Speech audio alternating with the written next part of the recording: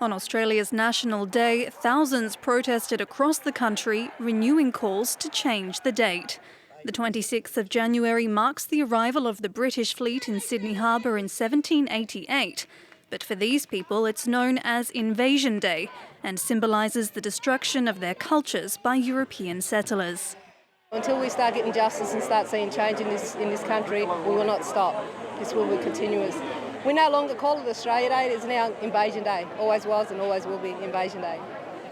Indigenous Australians trace their lineage back 65,000 years, but when the British came to create a penal colony, they considered the land unoccupied. For Aboriginal people, January 26 represents the beginning of brutality and hardships like the Stolen Generation, where children were forcibly removed from their families by the British in order to assimilate with white communities. The push to change the date or even abolish the celebration entirely remains divisive. Prime Minister Scott Morrison said the date should stay, as January 26 had changed the country forever. For better or worse, and worse, it was the moment where the journey to our modern Australia began. And it is this continuing Australian journey that we recognise today.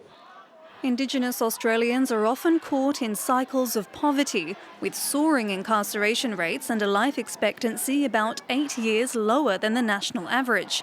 Last year, Australia failed to meet most key targets on closing the health and well-being gap between Aboriginal Australians and the rest of the population.